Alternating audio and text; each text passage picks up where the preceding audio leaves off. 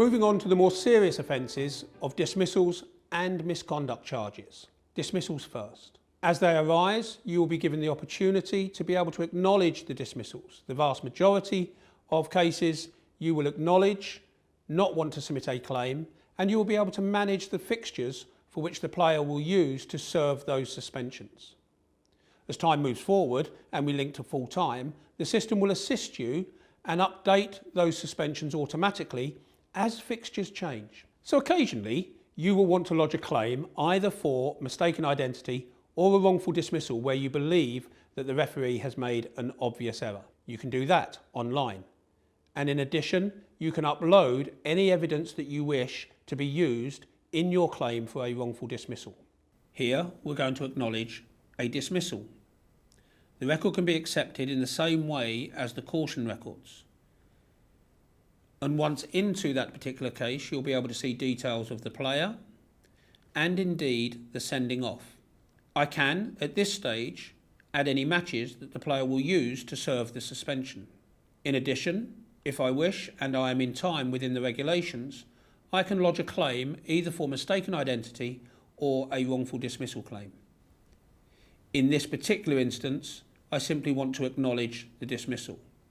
In the same way as cautions, I have to accept that the fine and admin fee will be charged against our next invoice simply by selecting OK.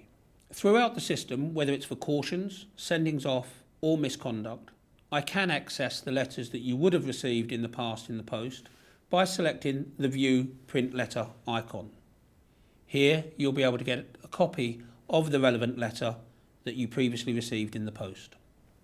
Turning to the more serious matter of misconduct charges, when they arise, as with the dismissals, you will have the ability to deal with all of the administration online.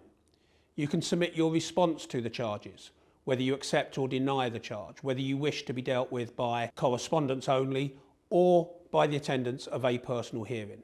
All of that can be submitted online. You will also be able to upload any evidence that you wish to be submitted to the panel when considering the misconduct charges. Again, all of this saves time, effort and money.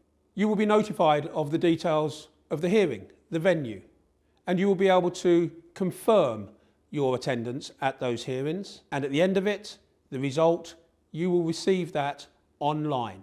Very occasionally, you will wish to exercise your right to appeal the decision of the County Football Association directly to the Football Association. Again, that will be able to be completed online. In this particular session, I want to look at acknowledging a misconduct charge. In the same way as cautions and sendings off, I can select a record by choosing one of the items from the outstanding cases. This will take me into that particular charge. Here, I need to select whether or not the player is pleading guilty or not guilty to the charge. In this particular instance, I'm going to select not guilty, and I then need to confirm whether or not the player requests a personal hearing or a non-personal hearing. In this particular instance, he is selecting a personal hearing.